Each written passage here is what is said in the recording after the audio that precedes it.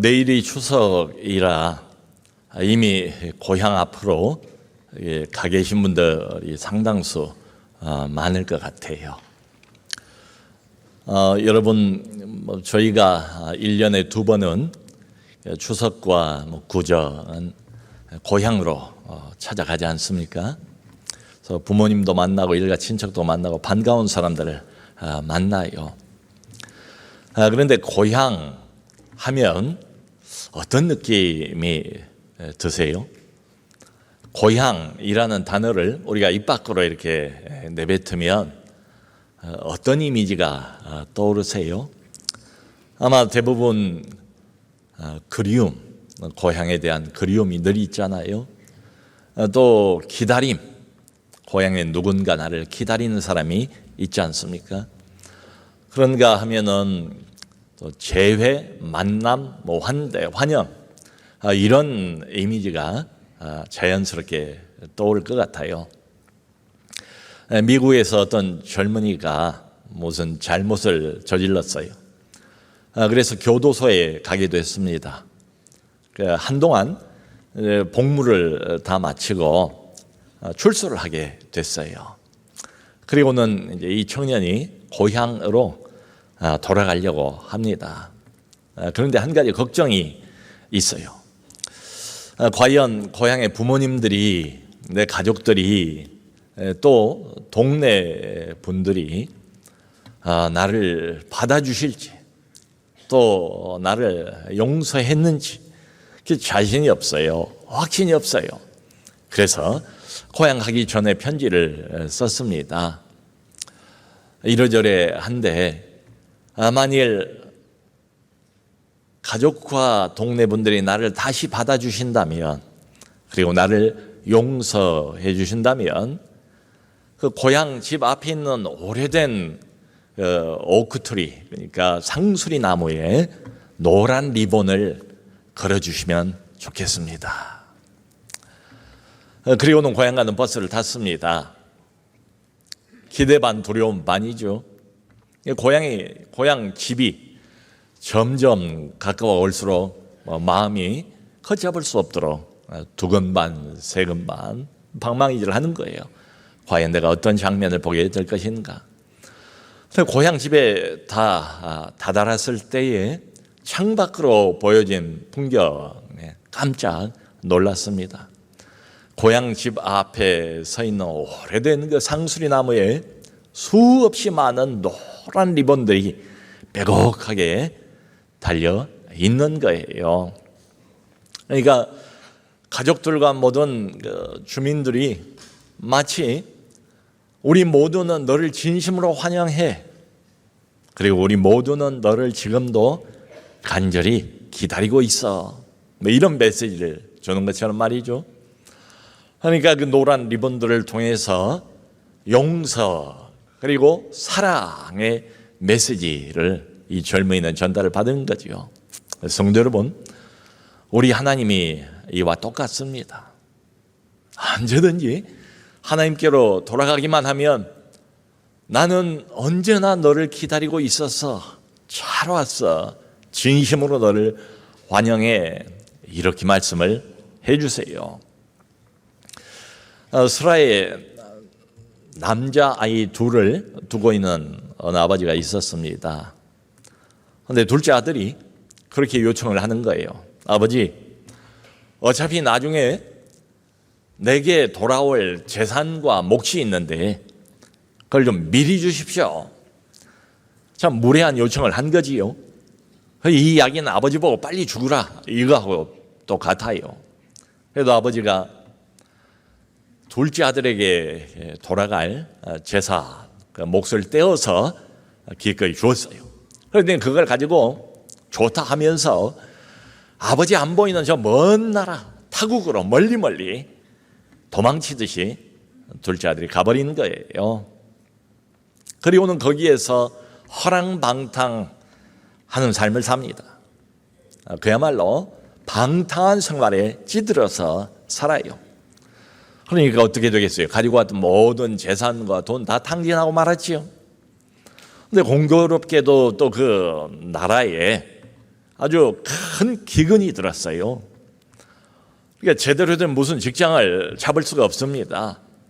그래서 이 아들이 결국은 어느 농장에서 돼지를 치는 일을 하게 됐어요. 근데 나라 전체가 워낙 심한 기근에 시달리다 보니까 먹을 게 없습니다. 그러니까 이 아들도 결국 나중에는 돼지들이 먹는 쥐엄 열매를 함께 먹으면서 굶주린 배를 채웠대요. 근데 그러다가 갑자기 정신이 든 거예요. 혼자 말을 이렇게 중얼거립니다. 내 아버지 집에는 많은 하인들이 자신들이 먹고 싶은 만큼 실컷 배부르게 먹는데 나는 이 먼 땅에서 굶주림 가운데서 죽어가는구나. 이래서는 안 되겠다. 아버지께로 돌아가야 되겠다.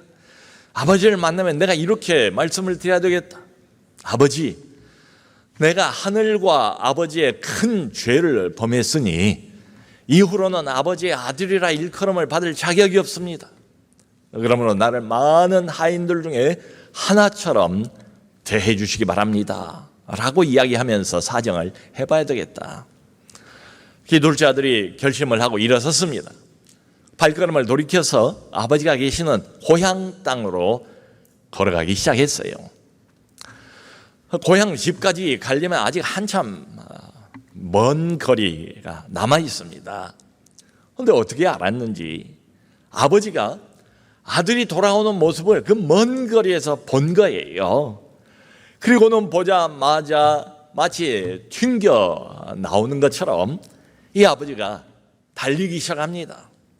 몇 년 만에 다시 돌아온 이 둘째 아들을 향하여 아버지가 달려갑니다. 아들을 보자마자 두 팔을 넓게 벌려서 이 둘째 아들을 품에 꼭 껴안습니다. 그리고는 볼과 이마와 사방군데 입을 맞추기 시작하는 거예요. 그러면서 이렇게 둘째 아들이 이야기를 합니다. 준비했던 대로 아버지, 내가 아버지와 하늘에게 죄를 범했습니다. 그러므로 이후로는 아버지의 아들이라고 일컬음을 받을 자격이 없습니다. 근데 거기까지 아버지가 입을 막아요. 그리고는 아랑곳하지 않고 옆에 있는 하인들에게 명령을 내립니다. 빨리 서둘러서 제일 좋은 옷을 가져다가 이 아들에게 입혀라. 그리고 손가락에 가락지를 끼워라. 그리고 벌거벗은 그 발에 신을 신겨라. 그리고는 가장 살찐 송아지를 잡아서 우리가 잔치를 벌리자. 이 일을 우리가 축하하자. 그러면서 하신 말씀이 이 내 아들은 죽었다가 다시 살아났고 내가 잃어버렸다가 다시 찾았노라 라고 말씀을 하시는 거예요. 사랑하는 성도 여러분, 우리 모두는 다 이 둘째 아들과 같은 처지에 있었습니다. 하나님을 멀리 떠나버렸어요. 하나님 없는 삶을 오랫동안 살았습니다. 내가 원하는 대로 살아봤어요. 내가 하고 싶은 대로 이것도 해보고 저것도 해보면서 마음껏 살아봤습니다. 근데 그 어디에도 진정한 만족은 없었습니다. 무슨 일을 해도 늘 짙은 공허감 그리고 허무감이 남아있어요. 그게 나를 계속해서 괴롭혀요. 그러니까 이렇게 보면은 우리는 인생의 만족을 추구하면서 영원토록 끊임없이 방황의 방황을 거듭하는 사람과 같지 않은가. 근데 정말 다행입니다. 맨 마지막 순간에 아들이 정신을 차린 것처럼 마지막 순간에 제정신이 들어서 하나님께로 돌아온 거지요. 그럼 하나님 아버지에게 우리의 죄를 고백을 합니다. 근데 이때 역전, 반전이 일어납니다. 내가 전혀 기대하지 못했던 반응을 아버지가 나에게 보여주시는 거예요. 여러분, 오늘 성경 본문을 보면 아버지가 먼 데서 이 아들을 알아보고 그때부터 다른 박질을 하면서 아들에게 달려왔다고 하지 않습니까? 이게 그날 우연히 일어난 일일까요? 어쩌다 이날 아침에 저쪽을 바라보니까 마침 집을 나간 둘째 아들이 걸어서 집으로 돌아오고 있는 광경을 목격했을까요? 그게 아니죠. 오늘 이 본문의 흐름을 보면 이 아버지는 날이면 날마다 그쪽을 바라보신 거예요. 오매불망 꿈에라도 집 나가고 나 싫다고 집을 훌쩍 떠나버린, 고향을 떠나버린 이 둘째 아들 탕자가 돌아오기만을 목을 길게 빼놓고 바라보고 기대하는 것처럼 아버지는 날마다 둘째 아들을 기다리고 있었던 겁니다. 또 아버지가 이 아들을 보자 측은히 여겼다라고 되어 있어요. 근데 이 측은히 여겼다라는 헬라 원문의 동사는 스플랑크 니조마이라는 특별한 단어를 쓰고 있습니다. 복음서 보면 예수님과 관련해서 이 단어가 여기저기 많이 쓰여요.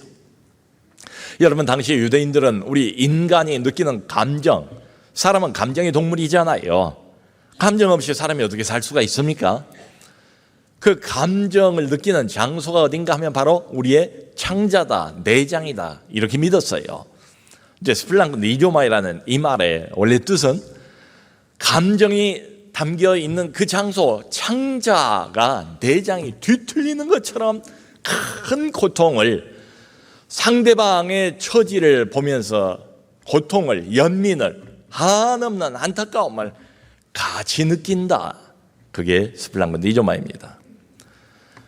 복음서에 보면 예수님을 많은 무리가 따라다니지 않습니까? 근데 벌써 사흘이 지났습니다. 가지고 가다 먹을 것을 다 이제 떨어졌어요.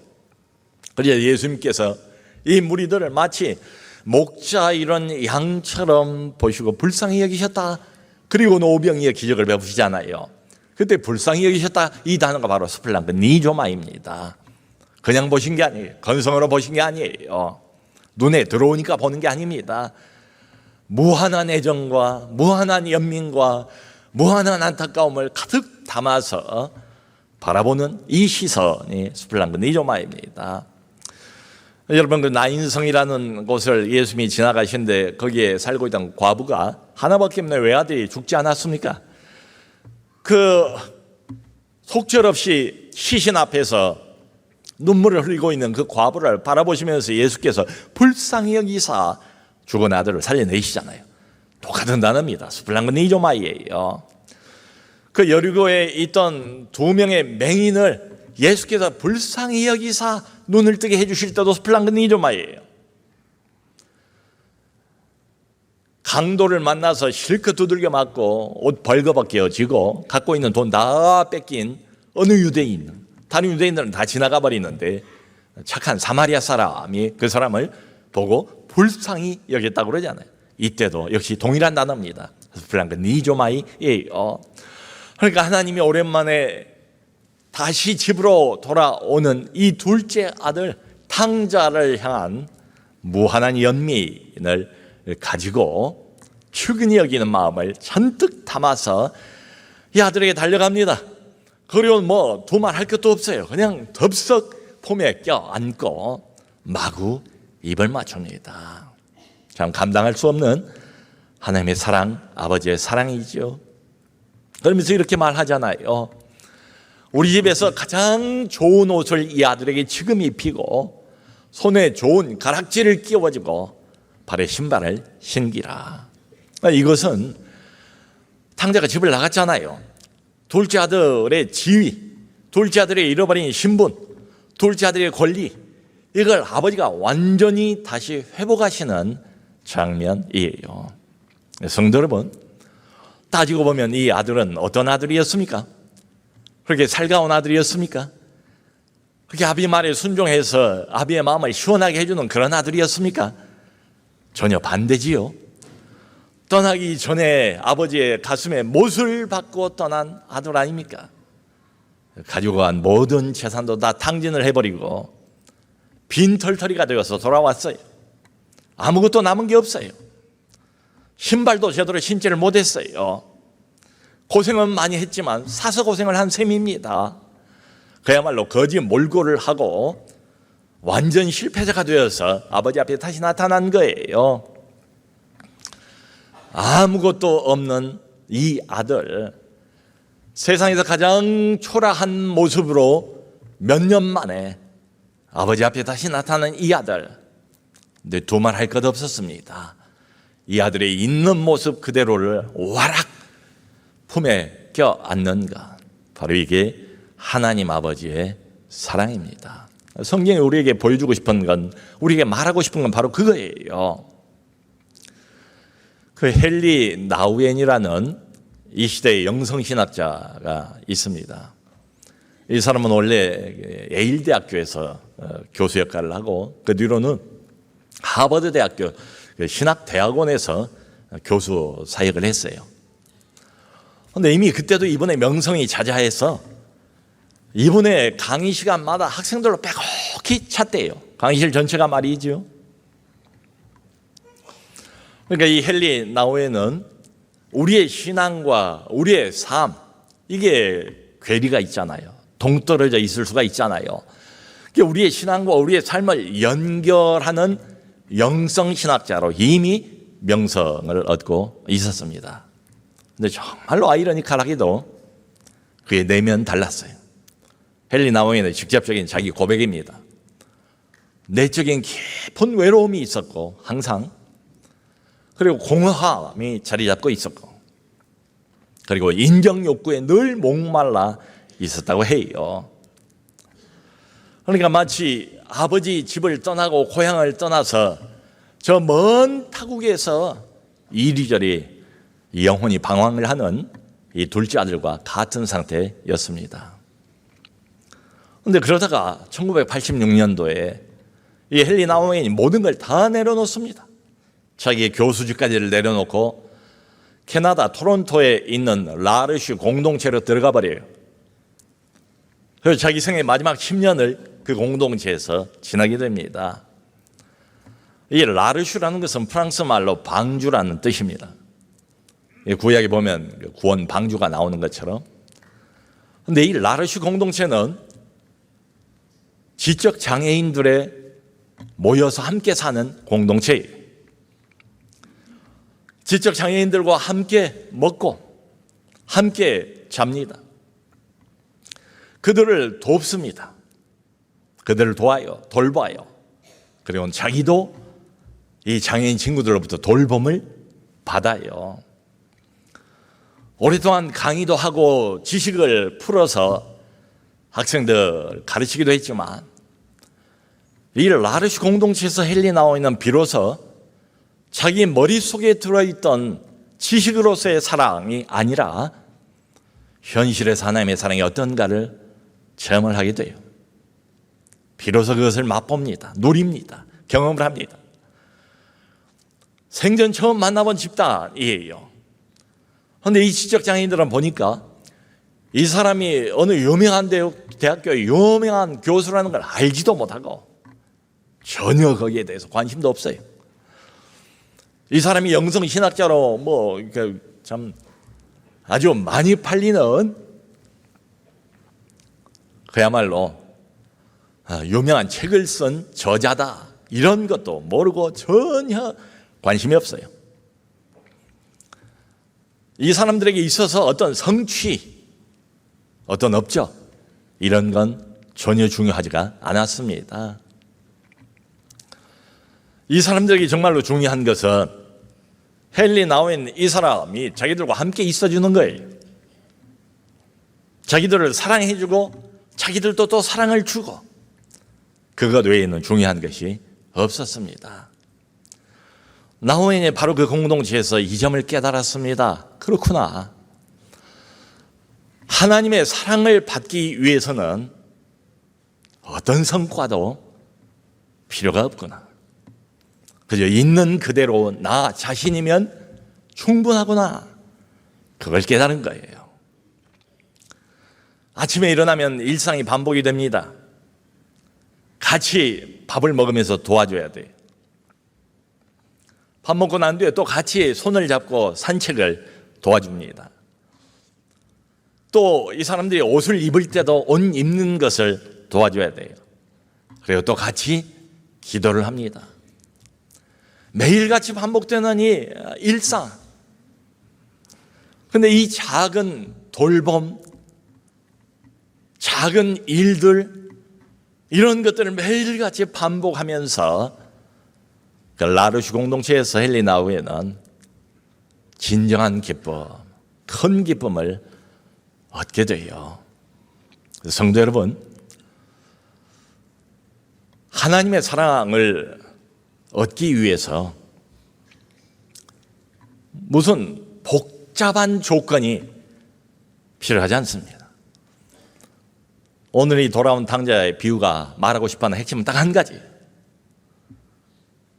전능자의 사랑을 정말로 얻기 위해서 우리에게 필요한 건 딱 한 가지밖에 없습니다. 그것은 둘째 아들처럼 깨닫고 일어나서 진심으로 하나님 품으로 돌아가는 거예요. 그것입니다. 하나님은 우리 한 사람 한 사람을 사랑하기 위해서 어떤 업적을 요구하지 않으세요. 그런 말씀, 그런 암시는 성경에 한 군데도 없습니다. 업적이 필요한 게 아니에요. 그냥 나 자체, 내 존재 자체로 사랑받기에 충분해요. 이 헨리 나우엔이 자신의 영적인 여정에 어떤 전환점이 되었던 유명한 그림 하나가 있어요. 헨리 나우엔이 네덜란드 사람인데 그 네덜란드의 그 화가 중에 렘브란트가 있습니다. 렘브란트가 그린 탕자의 귀향이라는 그림이 있어요. 바로 저 그림입니다. 라르슈 공동체로 가기 전에 몇 년 전부터 이 그림을 보고 충격을 받아요. 그리고 나우엔이 몇 년 동안 이 그림을 묵상을 합니다. 이 그림의 의미를 곰곰이 되씹어 봅니다. 이 그림하고 무한히 씨름을 해요. 그러다가 1986년도에 진본을 보게 됩니다. 원래 원본을 보게 돼요. 이 그림이 렘브란트의 말년의 작품입니다. 약 1660년대 초반의 그림으로 알려져 있어요. 원래 원본은 폭이 약 1.8m, 높이가 2.4m의 거대한 그림이에요. 제목이 탕자의 귀향입니다. 이 그림의 진본을 헨리 나우엔이 러시아의 상트페테르부르크에 있는 에르미타주 궁으로 가서 거기 있는 미술관에서 이 그림 진본을 봅니다. 미술관의 특별한 배려를 힘입어서 이틀에 걸쳐서 4시간 이상을 이 그림을 참 곰곰이 빼놓지 않고 감상을 합니다. 어느 때는 바닥에 털썩 주저앉아서 이 그림을 보고요. 어느 때는 의자에 앉아서 그림을 보고요. 어느 때는 의자를 이리 옮겼다 저리 옮겼다 하면서 그림을 보았습니다. 왜냐하면 빛의 그 각도에 따라서 그림이 달리 보이지 않습니까? 볼 걸 다 본 거예요. 진본을 처음으로 본 거예요. 그리고 이걸 보고 난 몇 주 후에 그는 모든 걸 내려놓습니다. 그리고 라르슈 공동체로 들어가서 자기 생애의 마지막 10년을 지적장애인들과 함께 살아갑니다. 여러분,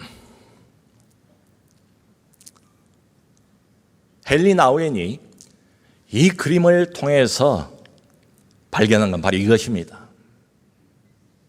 저 그림 안에서 저기 돌아온 탕자가 있잖아요. 뒤에는 4명이 어둠 속에 서 있습니다. 근데 가장 밝게 그려져 있는 저 사람이 바로 맏아들입니다. 왠지 경직되어 보이고 차가운 시선을 보내는 것 같고 약간 거만한 것처럼 보이는 저기 맏아들이에요. 그런데 나우엔은 저 그림을 통해서 자기 안에 있는 탕자의 얼굴을 본 거예요. 그는 캐톨릭의 수도자였습니다. 그는 유명한 대학교의 유명한 교수였습니다. 겉으로 보면 좋은 것들을 다 가지고 있는 것처럼 보였어요. 그런데 영혼은 그렇지 않았습니다. 계속 방황하고 있었어요. 여러분, 우리도 그럴 수 있지 않습니까? 겉으로는 제법 화려한 것들로 치장을 합니다. 제법 그럴듯한 타이틀로 나를 감춥니다. 그러나 내 영혼은 여전히 공허하고 여전히 방황하고 있어요. 어떻게 해야 될까요? 신앙도 고백하고 주일날 교회도 나오고 할 건 다 하는 것 같은데 모든 사람들이 다 존경하고 그 말에 귀를 기울이길 원하는 당대 최고의 영성신학자인데 그 내면 세계는 어둡고 외롭고 공허하고 사람들의 인정욕구에 시달리고 있는 게 현실이었어요. 여러분, 이런 때 우리가 해야 될 결단은 하나밖에 없습니다. 오늘 본문이 보여주는 것과 같습니다. 깨닫고 결심하고 일어나서 진심으로 아버지께로 돌아가는 겁니다. 그것 외에는 다른 방법이 없어요.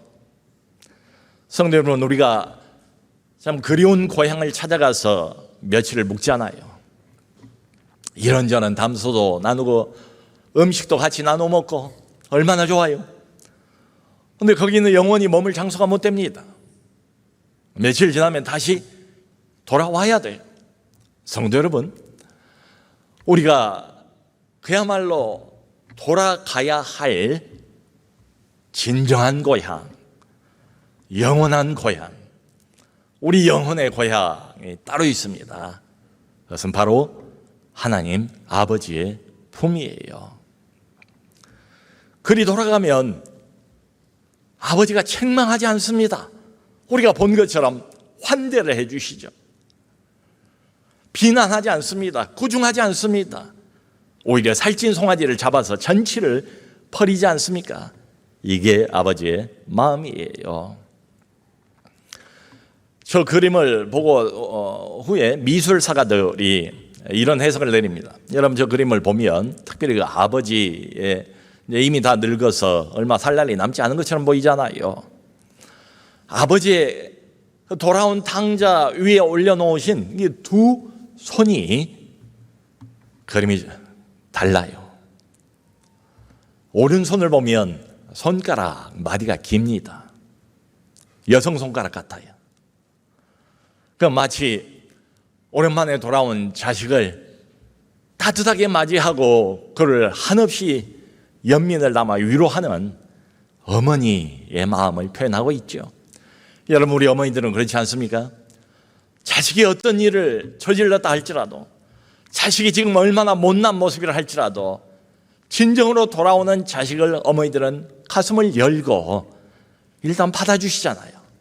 그러니까 저 오른쪽에 그려져 있는 아버지의 손은 어머니처럼 자애로움과 위로가 가득 담겨 있는 손을 그렸어요. 그런데 왼손을 보면 좀 다릅니다. 이 돌아온 둘째 아들의 다른 쪽 어깨를, 오른쪽 어깨를 이렇게 지그시 안고 있는 왼손을 보면 왼손은 두툼해요. 왼손은 손가락이 굵습니다. 저는 완전히 남성의 손입니다. 우리 하나님은 힘이 있는 분이죠. 우리 하나님은 나는 못하지만 능력이 있는 분이죠. 우리 하나님은 권능의 하나님이시죠. 그러니까 내 인생이 아무리 지금 망가져 버렸어요. 아무리 내가 애를 써도 다시 건설하기는 어려운 것 같아요. 인생의 밑바닥까지 내려가 버렸습니다. 여기가 끝장이라고 생각을 합니다. 그럼에도 불구하고 저 손이, 저 그림이 보여주는 것은 우리가 돌아가서 다시 만난 우리 하나님 아버지는 어떤 분이신가? 그분은 능력의 하나님이시고 그분은 권능의 하나님이시고 그분이 내 인생을 자신의 손으로 붙들면 얼마든지 기적이 일어날 수 있다. 얼마든지 내 인생도 변화받을 수 있다. 얼마든지 내 인생도 멋지게 다시 재건될 수 있다는 것을 보여주는 거죠.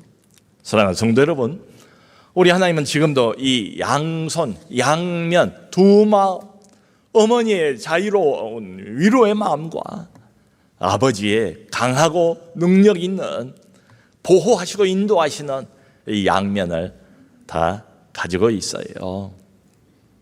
사랑하는 성도 여러분, 지금 어떤 상태에 놓여 있다 할지라도 상관없습니다. 이 둘째 아들처럼 망가져버린 인생이 있습니까? 이 둘째 아들처럼 파렴치한 인간이 있겠습니까? 이 둘째 아들처럼 그야말로 수치를 한없이 느끼면서 아버지를 찾아오지 말았어야 할 인간이 있겠습니까? 근데 그건 우리 인간의 생각이고, 오늘 본문이 우리에게 주고 싶어하는 메시지는 아주 분명합니다. 어떤 상황이든 어떤 비참한 처지이든 상관없다. 아버지는 여전히 오매불망, 날이면 날마다 네가 돌아오는 그쪽을 바라보면서 너를 기다리고 계신다. 오면은, 아니 너를 보기만 하면 아버지가 달려 뛰어온 것처럼 뛰어가서 너를 있는 그대로의 모습에 너를 두 팔을 벌려서 품에 가득 안고 너에게 여기저기 입을 맞추면서 아버지는 사랑을 표현하신다, 그거지요. 사랑하는 성도 여러분, 우리 하나님은 이런 분입니다. 내가 인생에서 방황할 때, 인생의 그야말로 궁극적인 목적이 뭔가를 잘 알지를 못하고 헛된 만족을 향해서 계속 내 인생 열심히만 살아갈 때에 마음이 공허해지지 않습니까? 허무감이 찾아오지 않습니까? 이런 것 저런 걸 해보지만 마음속에 깊은 밑바닥의 어둠은 사라지질 않아요. 이게 무슨 신호겠습니까? 하나님이 여전히 내 영혼을 기다리고 계시다. 괜찮습니다. 어떤 상황이든지 지금 그 자리에서 후를 털고 일어나셔서 아버지께로 다시 돌아오시면 됩니다. 우리의 영원한 진짜 고향인 아버지의 품으로 돌아오셔서 그 아버지 품 안에서 새롭게 시작하는 우리 모두가 될 수 있기를 주 예수 그리스도의 이름으로 축원합니다.